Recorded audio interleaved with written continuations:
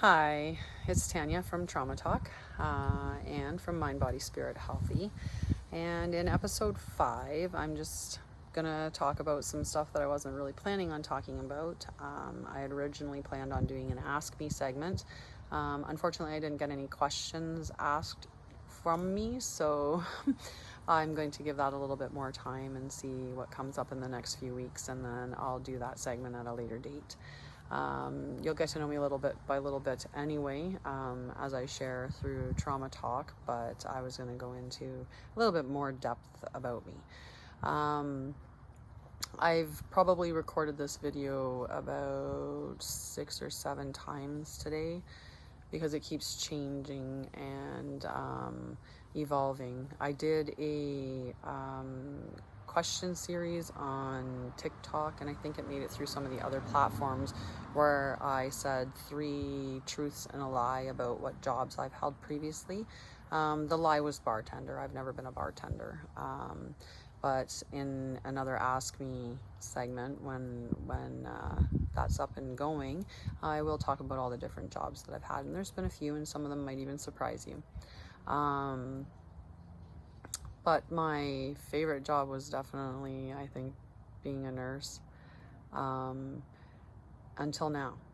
And I think that sometimes when you go through something that's really transformative, that you can't help but come out the other side with that knowledge about yourself and that understanding, and recognize that you are meant to do something different. And I've always been a teacher. I've always helped guide people in some format or another throughout all my college and university years. I worked as a tutor. I'm always looking for opportunities to mentor. Even in my nursing, I found ways to have some format of education or some form of content creation, because I was always making forms or programs or trying to find a way to streamline things. So I did enjoy my job in management, being able to do some of those content creations. I created a lot of different things in my time, that's for sure. So I guess in another way, I'm very much a creator. My trauma was very significant, and I did want to explore some of that a bit. But lately I've been dealing with more pressing matters, and so I decided to just talk about the current situation and how I'm dealing. So I've talked openly about how lately my panic's been bad, that I've been dealing with it on a daily basis, and I have. And even now, as I'm sitting here, I'm actually doing a little bit of a mindfulness thing, where I'm running my fingers on the fabric and feeling the texture of it as I talk, to keep myself grounded into the moment so that I don't have a nervous reaction. My dog's actually eating some grass right now. So if you hear anything weird, it's him behind the camera. Anyway, so I had some, difficult news that I received today, and it definitely, impacted my life in a negative way, and created an extra boost of stress that I wasn't necessarily prepared for.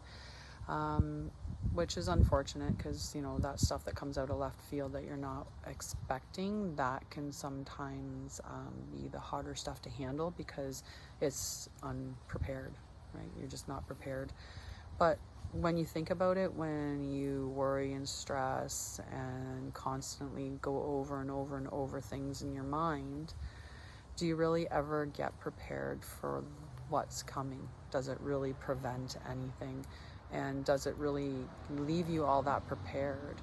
And it might, you might have some idea of what you do should that situation come about, but you've probably already expended a lot of negative energy, and possibly more than you would if you just dealt with the situation when it came, because the likelihood of it coming isn't necessarily 100%, right?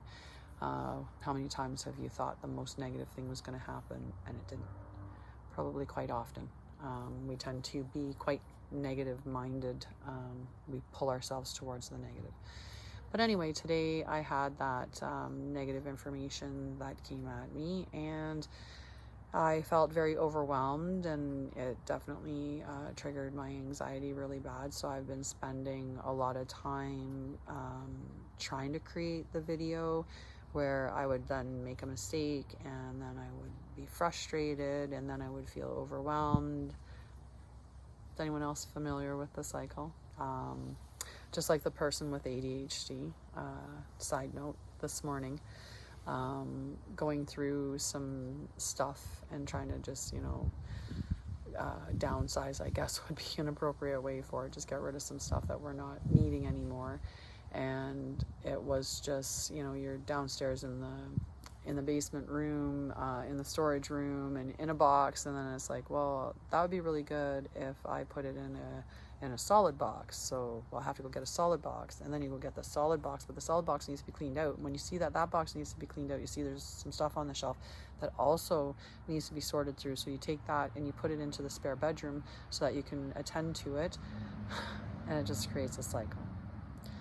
Well, this is just a different cycle, I suppose, and I did my little cycle of trying to get the video out, trying to get technology to work, and it wasn't working for me. And recently I've been expending a lot of energy in different ways, and so I've already been feeling a bit down and having to do a lot of extra self-care and managing my symptoms. My anxiety and panic being more. Disappointed to say that, of course, one of the first suggestions were that since you've had some regression with your PTSD, would you like to go back on medications, was one of the very first things from many, many providers' mouths, to which my response is no. I'm able to manage my symptoms, and I'm able to function, and quite well. It's a lot of work some days, and there's nothing wrong with it being a lot of work. Some days, it's easier, and someday it will be really, really easy.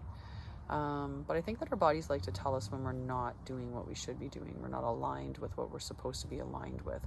Whether that's you're in a relationship that you're not supposed to be in, you're at a job that you're not happy in, you have some stressor in your life, when your body kind of pushes back against it, is probably telling you that there's a reason why. And I found that with my job, the biggest thing that was pushing back against me was when you look at, someone saying something like, we don't want old Tanya, we want new Tanya. For me, that was really something that I didn't realize I'd taken so much to heart, I guess, but I really did.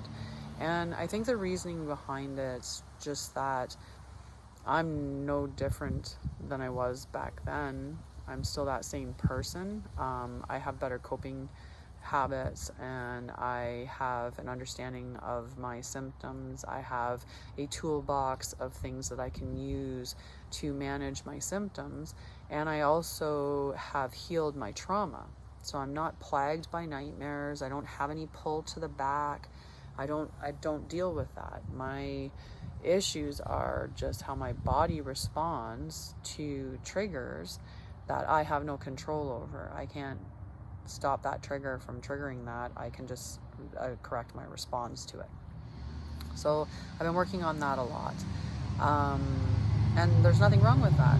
We're all human, and we all deal with different stressors. We all deal with different loads of stressors, and they change all the time. So as they're changing, the only thing that you can do is change with them. Roll with the punches, so to speak. And that doesn't mean that you just take what's given to you. No, that means you take time and you're kind to yourself. You take time to rest. You take time to recover. You remind yourself that you're human and that you can make mistakes. And you don't have to beat yourself up for them like I do with my videos. Not that I really beat myself up with it. I was just getting quite frustrated and feeling overwhelmed because of having a deadline. I definitely like to stick to my deadlines, and I have high standards for myself. So when I apply myself against that metrics and I add stress to the equation and my PTSD, that alters things. And I guess I have to always remember that I have to be just a little a little more kind at times, but that's fine.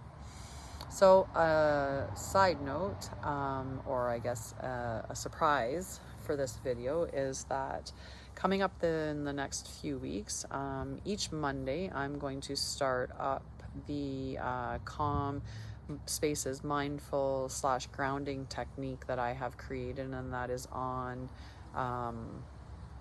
Mastermind.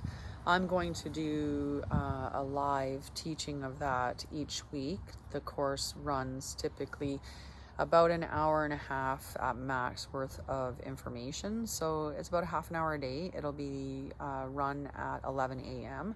If you want to participate, just send me a message on any one of the social media, and I'll let you know how to get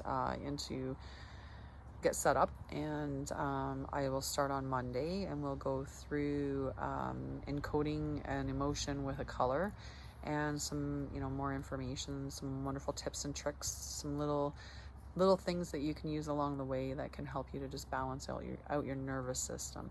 I've definitely found in my recovery that it wasn't just a one technique approach. It wasn't just cognitive behavioral therapy that was the ticket for me to resolve my trauma. There was a multitude of different modalities that I used, and I combined a lot of them in different ways to get a really good therapeutic result. Does that mean it'll work for you? Not necessarily, but I'd love it if you'd stop by and try it out, because it might. And for an hour and a half of free content to see if my mindfulness grounding technique doesn't help you when you're in an anxious or depressed or in an emotional state that you don't want to be in, just come and check it out. Come and check it out. Trust me, come and check it out. You'll enjoy it, I swear. And if not, you get your money back. And I will check in with you guys again next week on Trauma Talk. I think I'm a little bit scattered today, so I'm not sure if I covered everything that I wanted to do. But again, I'm just going to remind you, follow your bliss. No matter what it is, fill your cup with joy, those little moments of joy. I'm going to go sing a little bit and have a healthy dinner, because eating healthy and exercise and all of those things help our mental health.